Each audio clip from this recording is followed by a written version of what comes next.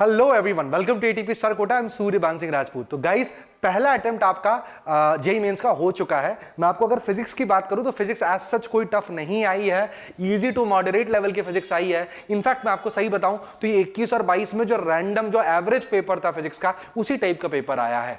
यहां तक कि जो सवाल आए हैं, मैक्सिमम सवाल फॉर्मूला बेस्ड आए हैं। मैक्सिमम मैं कहूंगा लाइक 60-70% बच्चे ऐसा बता रहे हैं कि फॉर्मूला बेस्ड प्रॉब्लम आए हैं। तो जिनके नए सेशन है, मतलब जिनके अभी अगले सेशन जो आने वाले हैं, मेक श्योर करना बेटा कि आप फॉर्मूलेज को बहुत अच्छे से रिवाइज करके जाएं, राइट। एंड कुछ इंपॉर्टेंट चैप्टर होते हैं, मैंने बार बार बताया वीडियोस में, मैं दोबारा रिकॉल कर रहा हूं बेटा। Modern physics, semiconductor, current, thermodynamics, इन चारों चैप्टर को आपको छोड़ के नहीं जाना है। They are important chapter. पता नहीं कि आपके सेशन में किसी एक चैप्टर से 3 या 4 सवाल आ जाए, राइट। साथ ही साथ में कुछ ऐसे डिफिकल्ट चैप्टर्स भी होते हैं जो हमको लगता है कि बहुत डिफिकल्ट है तो हम पूरा का पूरा ही छोड़ देते हैं। लेकिन फॉर एग्जांपल अगर मैं रोटेशन की बात करूं तो कई बच्चे सोचते हैं कि यार रोटेशन में पता नहीं क्या ही भौकाली सवाल आ जाएगा, तो छोड़ के चले जाते हैं। पर ऐसा गलती नहीं करना है। रोटेशन और सेंटर ऑफ मास के अंदर बेसिकली इस बात का ध्यान रखें कि centre of mass calculation end moment of inertia calculation के सवाल आप बहुत अच्छे से करके आए, राइट। तो कुछ सवाल एकदम ही फॉर्मुला बेस्ड आए थे। मैं कुछ नमूने आपको यहाँ पे दिखाना चाह रहा हूं, देखिएगा ध्यान से किस टाइप का सवाल पूछा गया था, राइट एवरीवन। जो नेक्स्ट सेशन वाले स्टूडेंट है, मेक श्योर करें सवाल के अंदर आराम से बने रहे and they are very important. और रिवीजन जब करें तो फॉर्मूला बेस्ड रिवीजन करें बहुत तबीयत से। चल सवाल देखते हैं मेरे।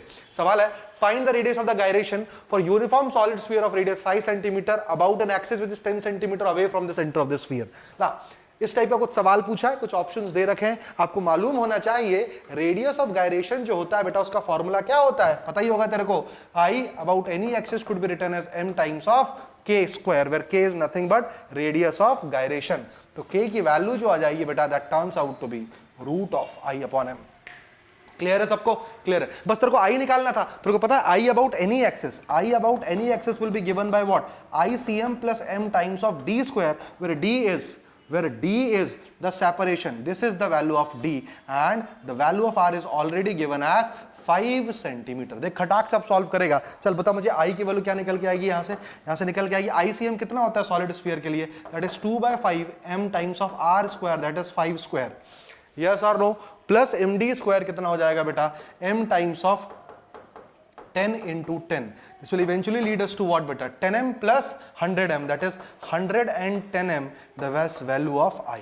तो कितना हो जाएगा बेटा k की वैल्यू under root of 110m upon m, matter close, ये आ चुका है 110 centimetre. That is why option number D is absolutely correct. समझ रहा है? तो कुछ चैप्टर्स जो हैं उनका रिवीजन आपको, आप सिर्फ फॉर्मूले का रिवीजन करके गए होते हैं बेटा तो भी ये सवाल कर लिया होता है। ज्यादा अगर आपने इस पर प्रैक्टिस नहीं भी कर रखी तो आपको पता है अगर i equal to mk square है तो बेसिक i क्या होता है, ICM प्लस md स्क्वायर, तो भी सवाल आप कर चुके होते हैं। देख अगला सवाल तो और आसान है। Find the total extension in the rod पूछा हुआ है। देखो कितना आसान सवाल है, सीधे फॉर्मूला लगाना है आपको। क्या लगाना है? सीधे फॉर्मूला। अगर आपको मालूम है कि फॉर्मूला होता क्या है, फॉर्मूला जो होता है that is given by what, total extension is nothing but FL upon A into Y. सब दे रखा था छोटे, 250 न्यूटन। लेंथ कितना दे रखा है तुझे, 0.1 मीटर। यस और नो गाइस, बिल्कुल सॉरी, नॉट 0.1 मीटर बेटा, eraser, this is given as, अब थोड़ा सा डेटा इनकरेक्ट हो सकता है, पता नहीं 100 सेंटीमीटर ही है या 0.1 मीटर है। यहाँ पे कितना लिखा हुआ अपन ने, 100 सेंटीमीटर, तो that is nothing but 1 metre upon A into Y, that is 6.25 into 10 raise to the power -4 multiplied by 10 raise to the power 10। Did you guys get it और नॉट?